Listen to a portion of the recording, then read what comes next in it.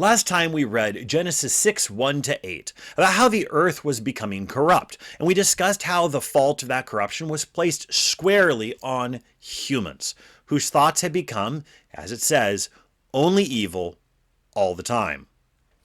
A lot of people talk about how things have been, we're getting how they were better when they were younger. And I don't mean that telephones were better or that cars were better or even that work conditions were better when they were young. What they mean is that people were better. That they were nicer, that they were expected to behave better, and not necessarily in the totality of all humans, but on a general basis. And it isn't just one generation that attests to this. Both the people whose formative years were in the 1980s, like moi, and those who grew up prior to that can attest the public life over the last 40 plus years has declined at a bare minimum. Now, I'm not going to discuss why it is because we could be here forever debating the various impacts of significant factors in the United States that have occurred during the 20th century, namely the sexual revolution of the 1960s, the civil rights fights of the 50s and 60s, multiculturalism, postmodernism, abortion, internationalism, the exclusion of God from schools, third wave feminism, the rapid spread of individual communication and transportation, the electrification and plumbing of homes, the rise and fall of the Great Depression generation, the spread of television and computers, the impact of shell shock from World War I, World War II, the Korean Wars, the Vietnam War, the advent of the internet and cell phones, the impact of Disney's Follow Your Heart princess movies, and on and on. Because here is the ultimate point as it relates to the discussion of Genesis 6. Exactly what perfect combination of factors caused the out-of-control wickedness and violence of humanity to be unleashed on the world does not matter. That the entire world fell prey to it is all that matters. So, let's review the backdrop quickly. In Genesis 3, God expelled the man and woman from his garden. And as far as we know, after 1,000 years, the garden was still there in Eden. I don't know, just sitting there, still guarded, with a couple of really bored cherubim. Nothing in the story indicates that we should think otherwise, but on the other hand, it doesn't say it was still there. I mean, maybe it had been destroyed by a wildfire. Ultimately, it doesn't matter. No human was ever permitted access again to the tree of life, and that's the part that matters. In Genesis 4, we see that violence has already increased on the earth, such as that Lamech, the descendant of Cain, lethally defended himself against not one but two men who had tried to kill him. In Genesis 5, we see that people are living upwards to 1,000 years. Imagine the amount of destruction that a single monarch or dictator could do if, instead of living for 60 years, he lived for 1,000 years. Imagine being a slave, knowing that instead of looking forward to that sweet taste of death to get your freedom for the salt mine just a few years down the road, you're going to be there for a millennium. In Genesis 6, we see that there's a real and significant presence of spiritual activity on the earth. Things that we just in modern day America don't even think about. Whether directly or through possession, the creatures called the sons of God are marrying women and having children. And in light of these things, God has pronounced that he is going to restrict the age of man to 120 years. Now, just to be clear, dropping from 1,000 to 120 is you're close to chopping off 90% of a person's lifespan. The world, as it seems, was the ultimate wild, wild west. Every man, as the saying goes, was doing what was right in his own eyes. It was totally libertine, with no boundaries, no restrictions, no limits. Do whatever you feel like. It's like the Mad Max world. There was nowhere safe, but neither was anyone safe to be around. And so with that, we continue on with Genesis 6, starting at verse 9. These are the generations of Noah. Noah was a righteous man, blameless in his generation. Noah walked with God. And Noah had 3 sons, Shem, Ham, and Japheth. Now, this is a new section of Genesis. It seems that Moses intended to be able to start reading the text from this particular point. Let's say if somebody wanted to read the story of Noah and read from there, just read that through, for example.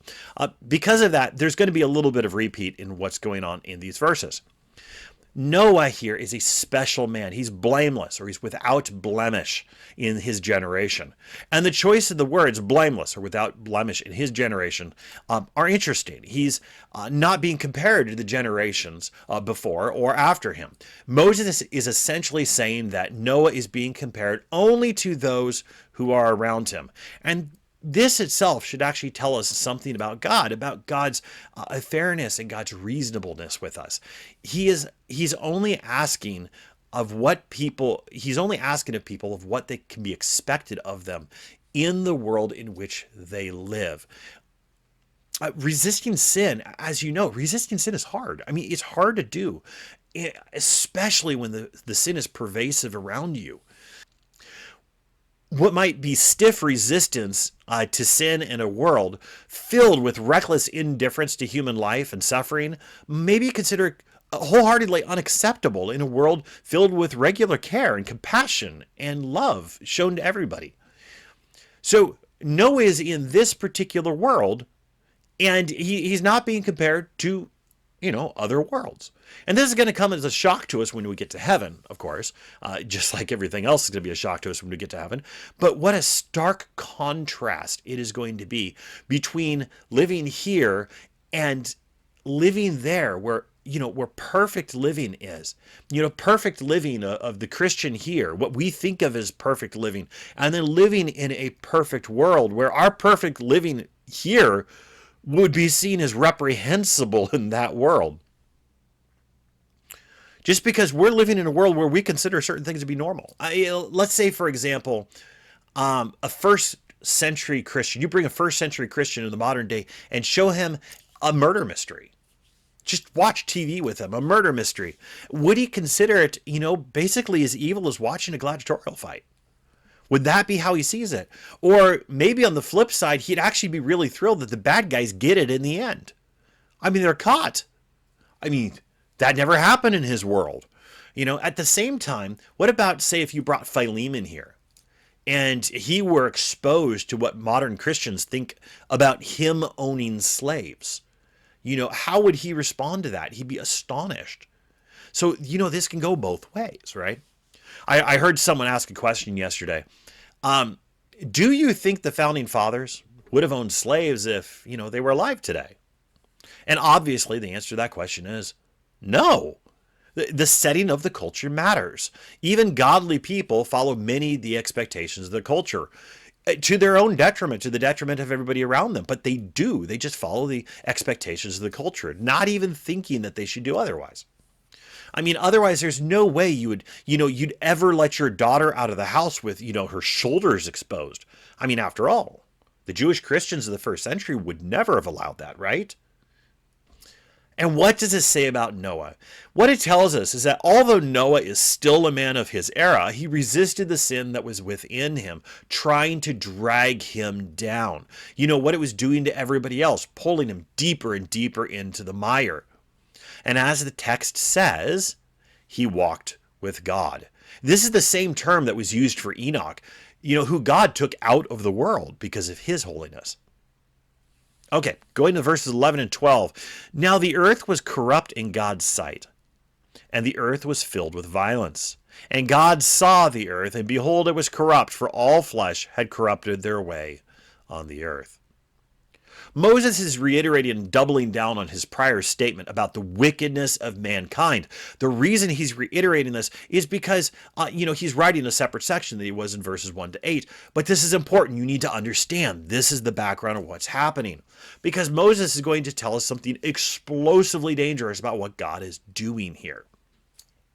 So to really understand what God is doing, you need to understand just how bad things really are.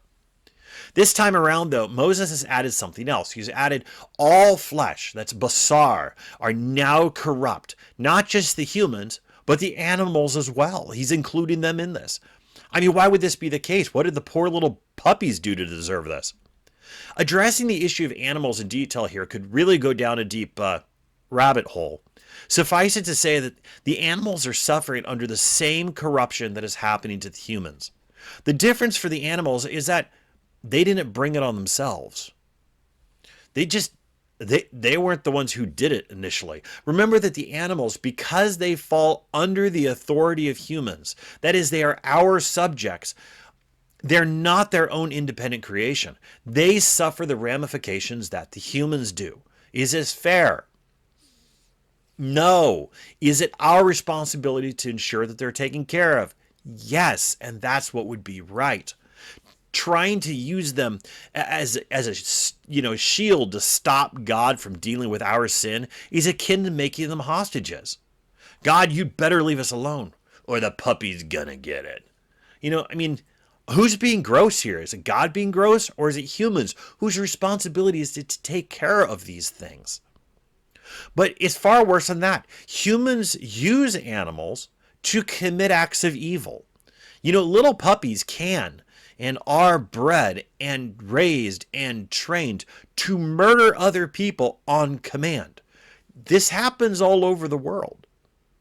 Throughout time, animals have been harnessed to commit all types of evil. Some include things like what the Apostle Paul says in Ephesians 5:12. It's shameful even to speak of the things they do in secret. God only knows what humans were doing with those poor animals to earn the summation that got from God that all flesh had corrupted their way on the earth. Verse 13, and God said to Noah, I have determined to make an end of all flesh, for the earth is filled with violence through them. Behold, I will destroy them with the earth. We discussed in Genesis 3 and 4 how God uses fitting penalties for sins committed. He seems to be a big believer in the punishment shall fit the crime. This is why, since man is ruining the earth, it is through the earth that man shall be destroyed. Note, though, that God is actually telling Noah what is coming. Why? I have to wonder about this because rarely does God ever tell me anything. He doesn't really tend to tell us what's coming. He just tells us to trust him. Of course, now the atheist crowd is saying, well, he doesn't tell you anything because he's not real. Actually, he does, and sometimes quite clearly. But rarely does he tell anyone why he's having us do this or that. What actually is coming down the road. We're just expected to follow it. I look at this explanation in Noah of what's coming, and I think there's a reason for this explanation. Remember that this is Moses sharing this story with the Hebrews and what would have been their situation. The Hebrews have recently watched the destruction of Egypt. They had been brought out of that destruction, and while going along, they had been expected to trust the mouthpiece of God. That is, Moses. They were told to trust him. They didn't hear God's voice directly, not to themselves. Rather, God was telling Moses the plan, and the people were stuck having to just do what they were told. This is a hard place to sit. Not only do you have to trust God, but you have to trust this surrogate for God. This other dude, this guy. Now, here's Noah, the representative of righteousness. He's what people are not. And God has spoken to him. Whoever comes with him will be saved. Whoever rejects his words and chooses the world instead will be destroyed. So God is giving us his plan, but we have to trust the man to whom that plan was given. Now, of course, this doesn't help me as I sit here today. There isn't a man with the plan, as it were. No, the Pope is not the man with the plan. And even he would admit that God hasn't been giving him a crib sheet. Right now, just like during the days before Moses, there's no directive other than the last words that we've been given, namely those by Christ, to go and create disciples. But Genesis wasn't written to me. It was written to people who are following Moses, and then later Joshua. And this passage is very, very pertinent to them. We just learn from them third person. 14 to 16. Make yourself an ark of gopher wood. Make rooms in the ark and cover it inside and out with pitch. This is how you are to make it. The length of the ark, 300 cubits. Its breadth, 50 cubits. Its height, 30 cubits. Make a roof for the ark, and finish it to a cubit above, and set the door of the ark at its side. Make it with lower, second, and third decks. Now, this is actually some pretty good detail here. First, what is an ark? The Hebrew word teva means a box or a basket, and is the same word used for the basket that Moses was placed in on the Nile when he was a baby. This, of course, could lead to the immediate question, does this mean that Noah's Ark was actually like made of wicker? Was it a giant wicker basket? Okay. The answer, of course, is no, it's made from wood. Though what kind of wood, we don't know. So the term gopher wood is actually the Hebrew word gopher. It has nothing to do with gophers. It's just the Hebrew word. The problem is we have absolutely no idea what this word means. So it's the only time that the word's ever been used, in the Bible or like ever in any Semitic language that we know about. We really have no idea what the word means. So some people speculate this is a particular species of wood. Maybe it is. I mean, seems to read that way, but others are also claiming that, well, maybe it's actually the way the wood was treated or the way the wood was finished or something like that. And, well, okay, I can see how that would be too, because you'd want a particularly durable wood, or maybe you have to work it a given way. Don't know. That's all you get. Sorry. So also, the word we use for Noah's Ark, it's not actually the same word as what we use for the Ark of the Covenant. I know we've only got 2 arks, and you'd think they'd be the same Hebrew word, but they're not.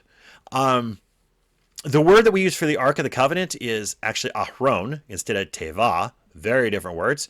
And this refers to a type of box or a chest or maybe even a coffin in the extreme case. Don't go around thinking that, well, the Ark of the Covenant is actually a coffin. This is how you get down heresy roads, okay? The meaning for it is a box or a chest. But they are 2 very different words. Now, on from there, we ask ourselves, why did Moses give us the dimensions of the ark? Did Moses think that this was just like really cool information that, we should just make sure that we just happen to know how long and wide and tall it was and how many floors there were and where exactly is that window going in the side of it? I mean, that's kind of some odd detail. Remember, everything you write down is something you wrote down because you wanted to write it down. He didn't have to write it down. Now, I think there are three reasons for this. First, yeah, he thought it was just cool information. Really, seriously. Because throughout the Pentateuch, Moses actually gives us numbers for all kinds of things.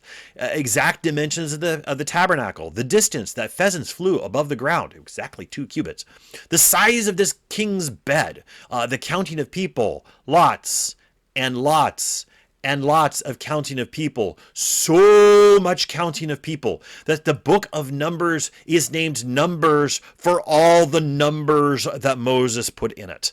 Moses loved numbers. He loved giving you numbers, including dimensions. He's just like a few engineers I know that way. Just look in a mirror, I suppose. Okay, so that's the first reason. Second, remember from the beginning of chapter 6 that Moses is still correcting bad mythology that the Hebrews have come to learn. Out in the world, apparently at that time, were competing flood myths.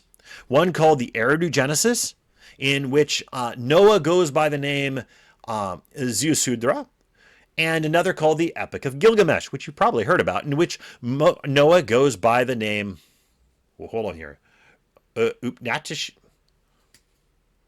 I was pronouncing this last week. Utnapishtim. There we go. Utnapishtim. What a name. I should give that to my child. Hey, Utnapishtim, come here. And still another called the Epic of Atrahasis, in which Noah goes by the name Atrahasis.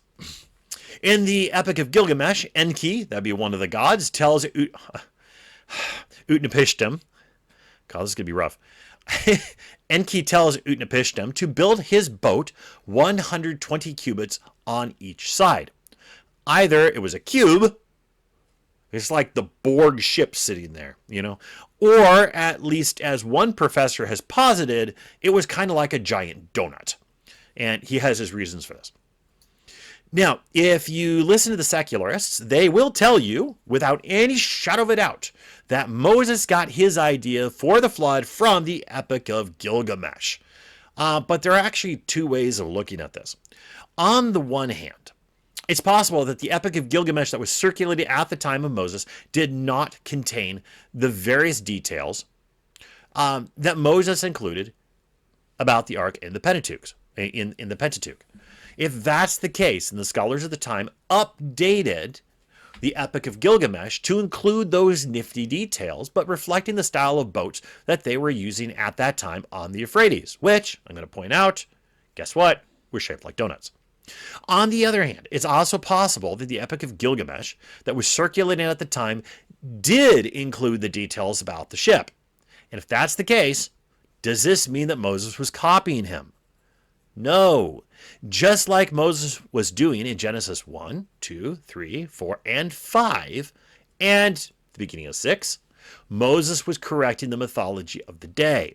So, if the Epic of Gilgamesh included the dimensions of the Ark, it's only reasonable that Moses would do the same.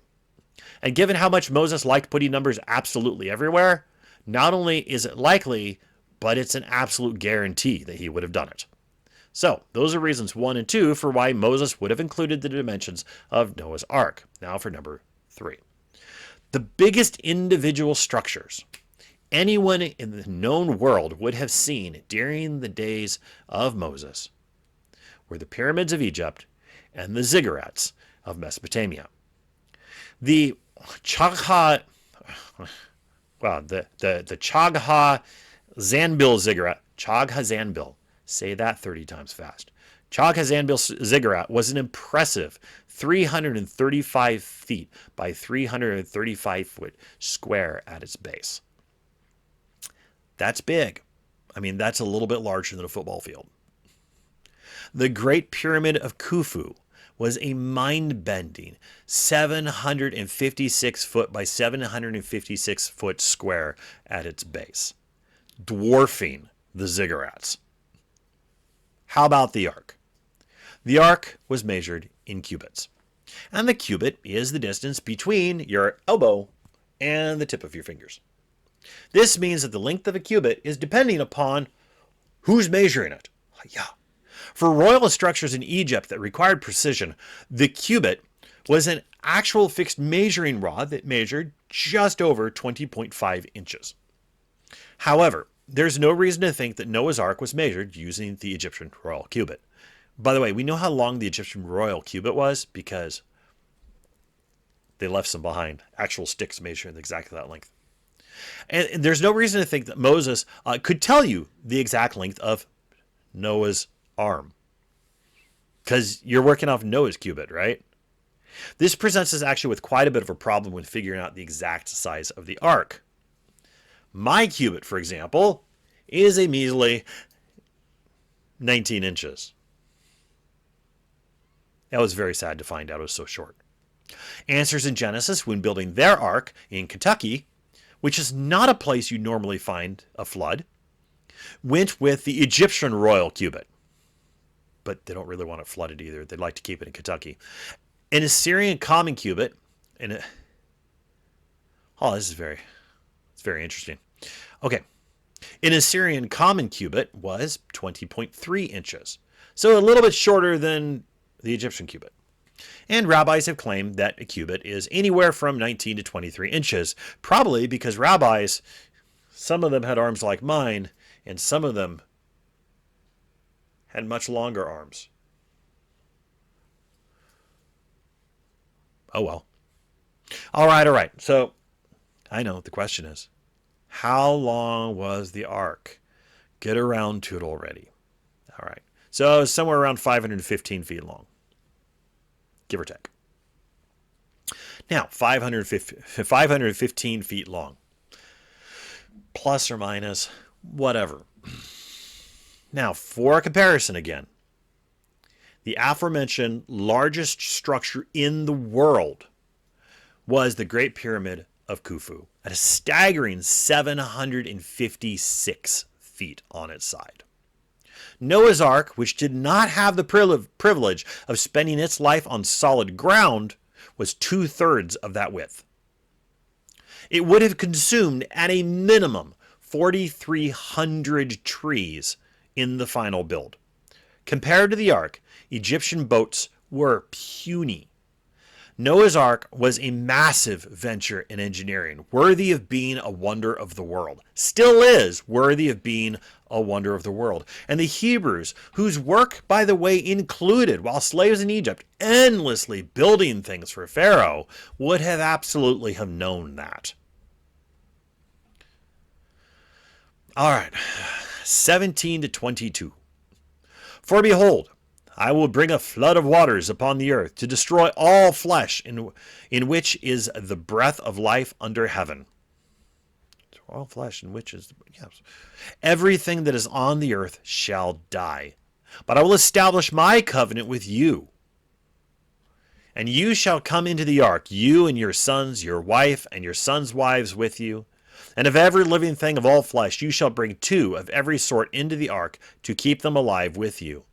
They shall be male and female, of the birds according to their kinds, of the animals according to their kinds, and of every creeping thing of the ground according to its kind. 2 of every sort shall come in to you to keep them alive. Also take with you every sort of food that is eaten, and store it up. It shall serve as food for you and for them. Noah did this. He did all that God commanded him. So Noah is to bring his family and selected animals and food for them all into the ark. You hear these statements coming back out of the creation again, of its kind and of its kind and of its kind and of its kind. This ordering of what's going to go on. God is being very orderly because he has a plan and he wants things to be in order. So Noah is going to bring his family. He's bringing all the animals and all the food into the ark. And the Lord will establish a covenant with him. And what is the covenant that God is going to make with Noah? He doesn't say. In fact, he's not going to tell him until after the flood. When it's over in chapter 9. He just says, I'm going to make a covenant with you. Go do the job. What perchance is that? And that's basically what I hear from day to day. Noah is required to obey God, just to obey him. And presumably God will protect him. After all, why would God protect him? Because it's going to be very hard to make a covenant with him if he's dead. God's giving him a heads up and instructions to build a huge box to hide in. He will keep him safe. But God doesn't give him the rest of the story. Not until later. And this pretty well describes a whole lot of what, following God is like. You've probably experienced this. I mean, what are you supposed to do without knowing exactly why? I mean, and then in the end, when you get to the final end, it's like, oh, it did make sense. Yeah. Probably should have trusted him the whole time. Yeah, probably should have trusted him the whole time. Story of my life. Everything made sense. In the aftermath, I should have just trusted him the entire time. It's kind of like when you tell your kids to clean up the house. But, you don't tell them that Grandma and Grandpa's coming over. Or maybe Aunt Griselda, if she's like a nice Griselda. Some Griseldas are nice, right? I mean, anyway, now I want to bring a little bit more perspective into this. Let's say that God has given you the assignment to fell and delimb 4,300 trees. Then to strip their bark, split them lengthwise, and plane them into usable planks by hand. Then build, without electricity or any modern cranes, a 515-foot barge. Oh boy. Now, maybe you're wealthy. In fact, you'd better be wealthy, so that you don't happen to starve to death while you're trying to build this gargantuan structure. But this simply means that you're pouring all of your time and your wealth into this boat that has zero purpose. No purpose at all. It's not going to bring you an income, is it? It has no functional or income purpose at all. Now, if you look at this and you say, oh, okay, whoa. But remember, all of this is actually mytho-history. There was no cataclysmic flood. Noah's story was only devised for our benefit. We're not talking about actual history here. Remember, in order to read it for its proper lessons for your life, you have to read it and learn from it as though it is true to its full. What that means is that, yes, we can derive deeper and deeper and deeper lessons out of this. Jesus himself did this. The apostles did it. We have to be able to draw the deeper lessons out of it. And so if you look at this mytho-history, you need to understand you're still drawing deep lessons out of it as though it is real history. Moses is showing us a man whose level of dedication and obedience vastly exceeds what nearly any of us could endure. Imagine if your entire life, from the time you became an adult on forward, was to build at your own expense a giant monument to your public stupidity. And that's just what God's called you to do. Now, should God actually do what you think he told you to do, you'll theoretically be fine in the end. I mean, he's going to flood the world, right? But this assumes, of course, that when you're 40, you still believe your 20-year-old self's memory of what God had said to do. How much time and effort do you put in before you start convincing yourself that you were wrong in what you heard? Maybe this is the reason that God told him what was coming. Because he needed such a strong motivation to keep him going for such an insane length of time. Maybe again, Moses is telling us something about his own life too. He's helping us understand him just a little bit more. Here's Moses, who God called out of the desert back into Egypt to do the impossible, to force the hand of Pharaoh, the most powerful man in the world, to release his entire population of slaves. His life was fine back in Midian. He had a hot wife and a family and some goats. I mean, what else does a man need? Instead, he's putting his neck on the line every single day. Everyone hates him, even his own people. And for what? For something God told him to do. And that has to be sufficient reason. If it helps, I'm talking to myself here because that's my life too. Go do this thing. Yes, God. Why? Because I said so.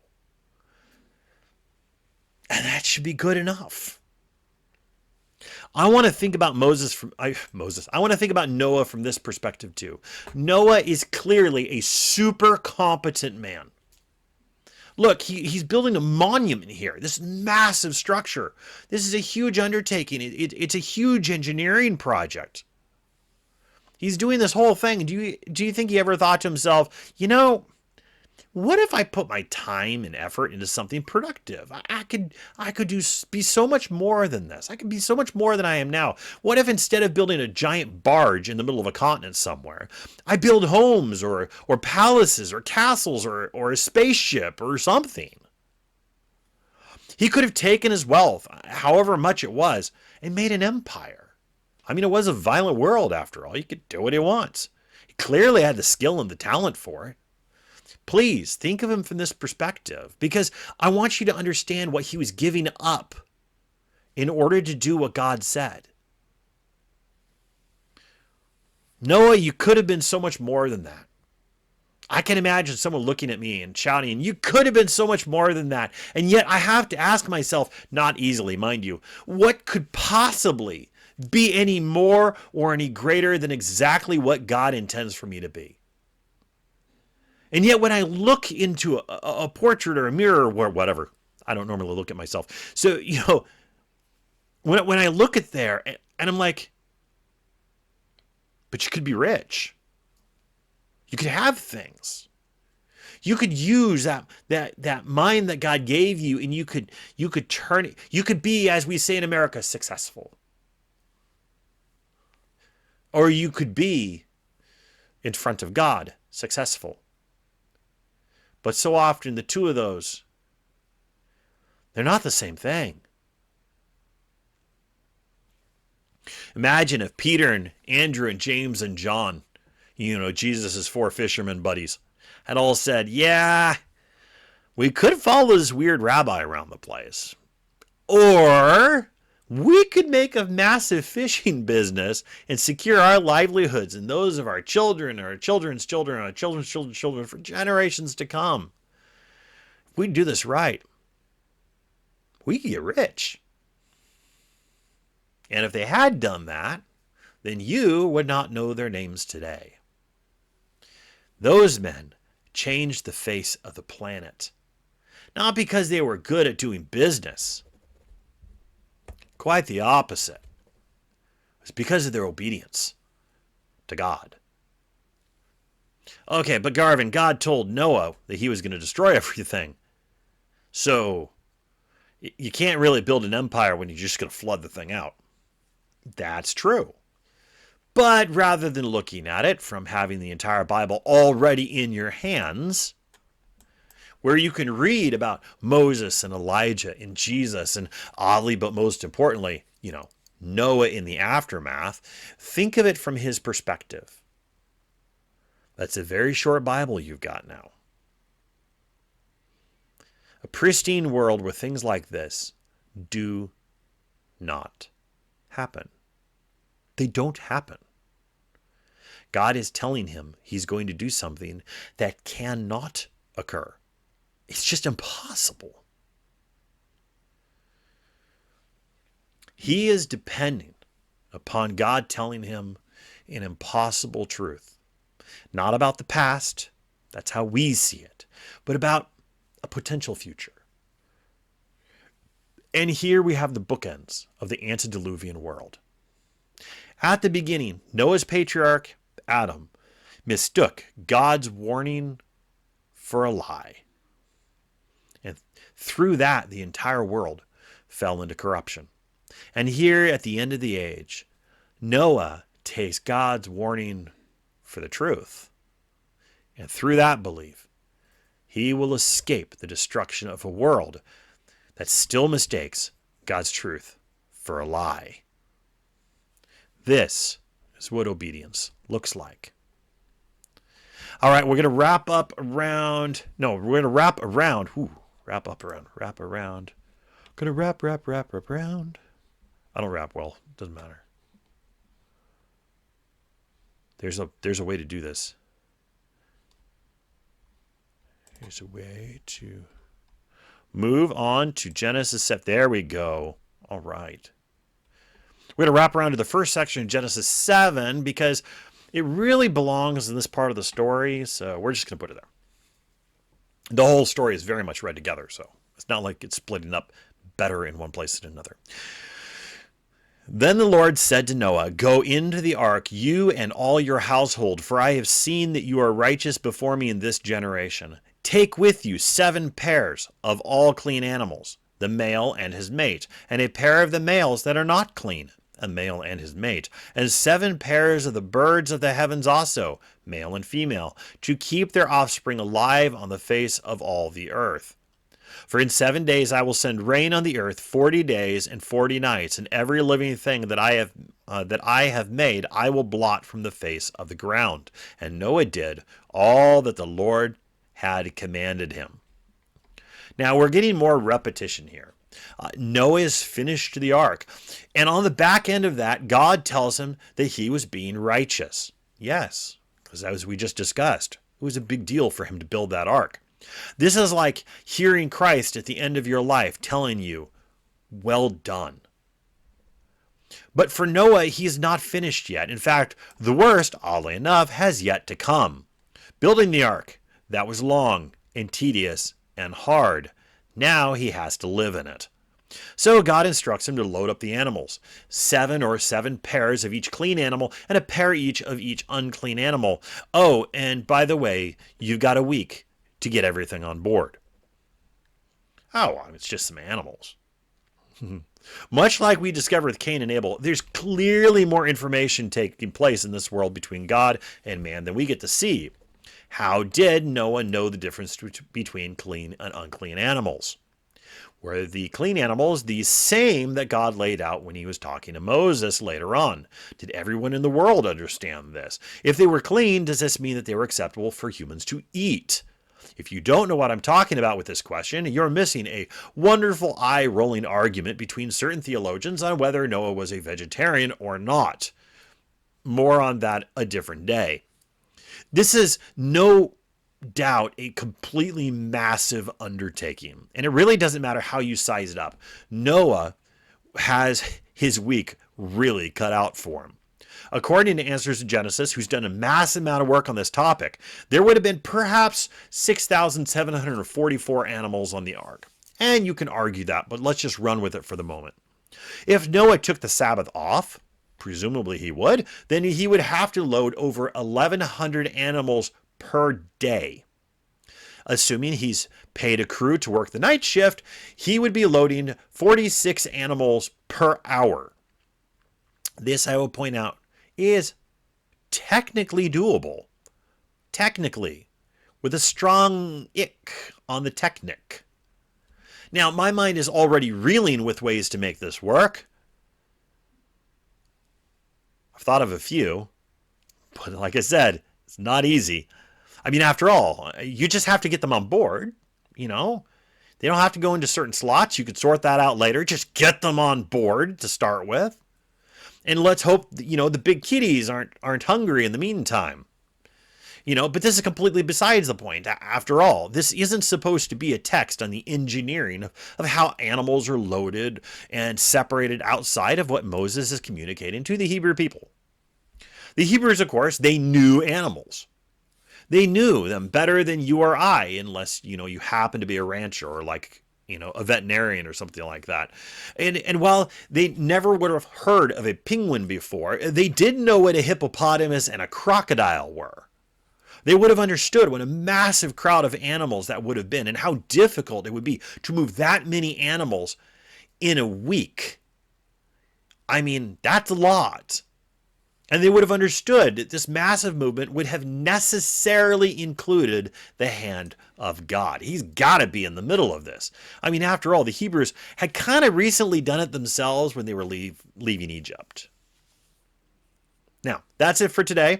Next, we're going to rip quickly through chapter 7 and a bit into chapter 8, and then we will stop for a bit to discuss a few important topics surrounding Noah and the Genesis flood account. Now, before signing off, though, I would like to encourage you to please subscribe and click the notification button. And if you think this has been good or helpful or cringeworthy, please pass it along to anyone else that you think would or should enjoy it. Throw something into the comments. Please put something in the comments, preferably kind. And if you have only something nasty to say, just go ahead and just mark down that you're a nasty person, because that's really what it means. Okay. And whether you hold to a global flood or regional flood or a no flood position, that would actually be interesting to hear. Feel free to toss that in. And I've tried to be fair to each position. I have felt that this isn't quite the right forum or, you know, for throwing darts at each other over this particular topic. And trust me, it's not because I'm unopinionated on the issue. But I mean, truth be told, over my life, my own thoughts on the issue have shifted and warped and changed over time from this to this. And, you know, as I've tried to think through these things, there are lots of wonderful believers on all sides of this particular topic. Believers who, you know, if we get them all into a good room with each other and hand them a wiffle bats, we'd have a good time watching wail on each other. So I want to give everyone else the same grace to learn and change their minds with the same freedom that I have had over these years. And so that will do for today. Cheerio.